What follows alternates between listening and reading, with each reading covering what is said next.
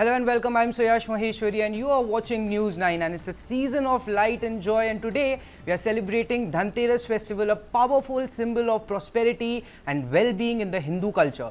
Traditionally, this is the day when families come together to bring blessings and wealth and into their homes by investing in precious metals like gold and silver. But here's something that you might not know, it's all about timing. There's a specific Mahurat or auspicious time believed to bring luck when buying these metals, and today many are taking advantage of the window to invest, hoping it will bring prosperity not just for the day but for the entire year ahead.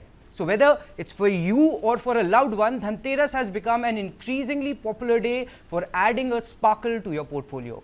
Now, let's dive into what's happening with prices. Over the past year, domestic gold prices have jumped a staggering 40%, with the cost per 10 gram rising from around 60,750 rupees during last year's Diwali to nearly 81,000 rupees now. That's a significant leap. And despite a slowdown in gold exports due to softer demand from countries like the US, the domestic market remains optimistic. The All India Gem and Jewellery Domestic Council predicts a 30% spike in retail sales this festive season, a projection that is supported by trends in the global market where central banks are showing renewed interest in gold as a safe haven asset. So, should you buy gold?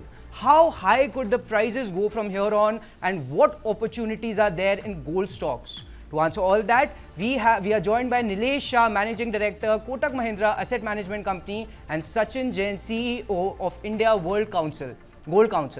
Now, Nilesh, thank you for giving us time here on News 9. First, I'll come to you. Now, gold and silver prices, they have delivered some great returns during this year, but with prices now at elevated levels, do you think it's wise to add these precious metals to one's portfolio this Dhanteras beyond the traditional celebratory buying, or should investors be more cautious given the current market conditions? So one investor always has to be cautious. In Dalal Street, we do Lakshmi Pujan on the evening of Diwali. But we have to do Saraswati Pujan every day to make money. The way to Lakshmi ji passes by worshipping Saraswati ji. So, point number one, investor always has to be aware, cautious. Second, if you are trading, then you have to follow the dharma of stop loss. If you are investor, then you have to follow the dharma of averaging. In a trading position, stop loss must be triggered with discipline. In investing position, research must be done vigorously if call does not come right as per your expectation. But at the end of the day, stock market is a place where inexperienced people will lose money and gain experience, and experienced persons will make money. All right, Nilesh, but speaking specifically about gold, do you think it's a good idea to buy gold as an investment beyond the typical, festive and customary buying, because the prices have risen quite substantially? So again, on gold and silver, we believe despite their all-time high prices, there is still room for gold and silver prices to go up. Central banks around the world, after Western world seizure of $500 billion of Russian FX reserves and shifting earnings of that massive reserves to Ukraine, is creating nervousness among central banks, and each one is in race to buy gold. This race is likely to continue for some time as central banks' allocation to gold can go higher from current level. Silver moves in sympathy with gold, but there is short supply of silver, which is resulting into higher prices. Net, we still believe gold and silver are asset class which one should be overweight. Most people buy gold during Dhanteras day, during Diwali Pujan time, and they all buy in smaller denominations of 5 gram, 10 grams, 15 grams, 20 grams. Many a times you end up paying 30-40% transaction cost for buying gold in small denomination. 100 रुपए की चीज आपको 130-140 रुपए में मिलती है, My recommendation, please follow the tradition, please follow the culture, but improve the art of execution by buying gold ETF rather than buying physical gold in smaller denomination. You will save a lot of money. All right, Sachin, I'll come to you now. Now, gold has outperformed equities in somewhat 2080. I mean, what are the factors, one, driving up prices? And second, can the yellow metal repeat this feat in somewhat 2081? So first and foremost, thanks for getting me on your platform. It's a pleasure to be here. You asked me about how gold has performed, and you're absolutely spot on that gold has been amongst one of the most strongest performing asset classes in 2024. And the reasons for that have been various. When we started the year, one of the most important reasons of that movement was the central bank's purchase. And we've been in a year which has continued to be not a very sort of easier from a geopolitics perspective. And those have been the more important reasons why gold has been the way it has been in 2024. If you look at what's happening right now, one of the important elements have been that the first half of the year, the financial markets, particularly the global ETFs in the Western markets, were in cashing and booking profits. And we've seen their entry back in the markets in this quarter. So that's been a big trigger.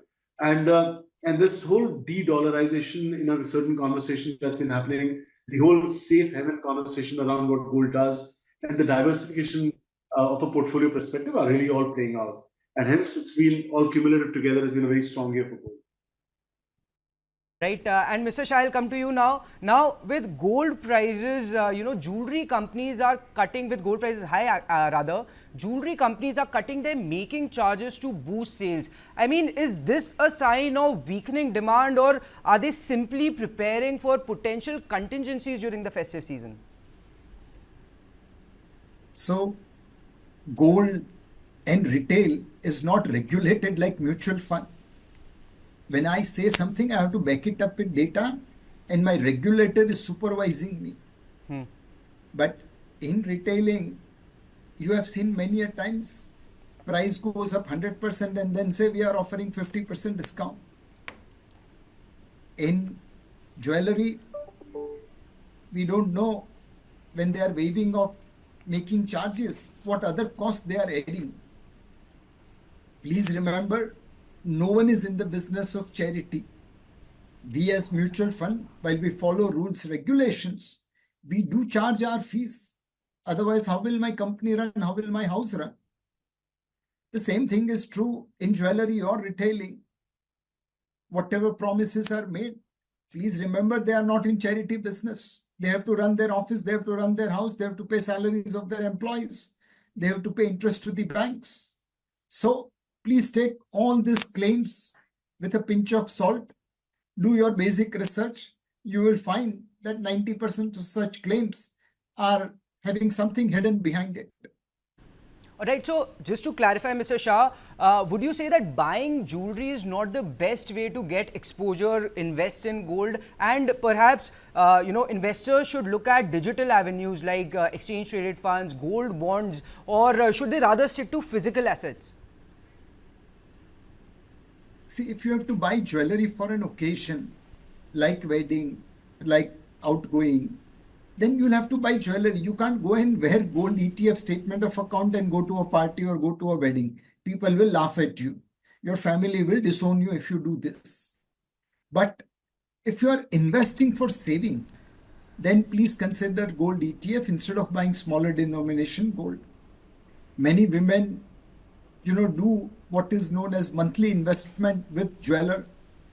They give 11 installments and 12th installment is contributed by jeweler, and at the end of 12th month you get an option to buy ornament. Now, many jewelers are there for 50, 100 years. You can trust them. But there are many jewelers which are fly-by-night operators. They'll run away with your money. What will you do to recover?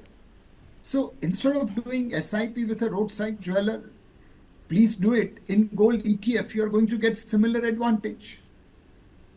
All right. Sachin, I'll take the same question with you. I mean, what's the best way for an investor to get exposure in gold and, at a time like this? Well, I think so we as in India, gold has been part of a social fabric, and it's been part of our table room conversations, and it's been part of our lives for not just a few years, but for decades and for centuries. And the physicality of gold is something that we as Indians purely love, and it's great that now we have more transparent ways of buying gold, and their physical ways of buying gold. And over the last few years, the financialization, the financial markets of gold have also triggered up. So today, a consumer has an opportunity to buy physical gold and more easier ways, like for example, for ETFs and other products that have come out, which are much easier to sort of store and manage and so on and so forth. So today, I think a consumer has a variety of options of physical gold, both in the form of jewelry, in the form of bullion, and also products like ETF, which make it very easy and conducive for people to hold and get the best returns on gold. All right, that's on gold. But while we are all talking about gold here, on a year-to-date basis in 2024, silver has done even better. I mean, do you think it can continue to outperform gold in the near term? And Sachin, this is for you. Well, I'm not an expert on silver at all, but there's always a correlation between gold pricing and silver pricing. And what you've seen as performance has been quite related to what we've seen historically. Now, whether it'll outperform or not, the silver is supposed, I mean, it's been pegged at very confident, and people are putting a lot of confidence in the commodity, and we'll see where it plays out. All right, Mr. Shah, I'll come to you now. Between gold and silver, what do you prefer, and any price predictions for both till next Diwali? So again, we have been bullish gold and silver since COVID time. 2020 it worked out well. 2021 was a disaster. It gave negative return, but we stick to our call. 22, 23, 24, gold and silver has delivered great return. Now, frankly speaking, when I started in March 20 bottom that gold should be overweight, did I have any idea that gold will touch $2,600 per ounce? Answer is no. You take a call on a longer term basis based on central bank buying, based on consumer demand, based on supply. And that gives you confidence to say that yes, despite this run up, there's room for gold to go further higher. There's room for silver to go further higher. Do I have any price target in mind? Answer is no. Do I have time horizon in mind? Answer is yes. I want people to invest in gold and silver with a 3 to 5 year horizon, not 3 to 6 months horizon. All right. Sachin, what are your price predictions for gold by Diwali 2025? So we as World Gold Council do not predict any pricing of gold at all. But I can tell you that right now the gold is at an all-time high. I mean, this is one of the unique years that we've seen 40 peaks of gold pricing in this one calendar year starting January till October, and we still have a couple of months to go. In the current pricing of gold, which actually has gone down a little bit over the last week, we've seen a very sort of buoyant consumer buying happening on the floors. About 3 weeks back, we were all wondering whether at the price of 80,000 crossing of gold, whether it will very negatively impact the consumption of gold on ground. And because you said Dhanteras and Diwali, the fact that it's physically consumers getting into the stores and buying precious metal, it's important the way they sit emotionally. And I think the emotion that we'll see tomorrow on Dhanteras and Diwali will be extremely strong. And that's what we foresee. Now, we will be giving out a projection of where the gold market sits and the projection of the forecast of the outlay of the market that will happen in December. But certainly, we as World Gold Council, we do not predict pricing. It's been a very strong year for gold, and we foresee that in the coming time also it continue to be very strong, as strong as a commodity, as strong as an asset class. All right, that's some great expert opinion coming in from our experts. Nilesh Shah, Managing Director at Kotak Mahindra Asset Management Company, and Sachin Jain, CEO India at World Gold Council. Gentlemen, thank you for giving us time here on News 9. Seasoned greetings to you, your teams and your family.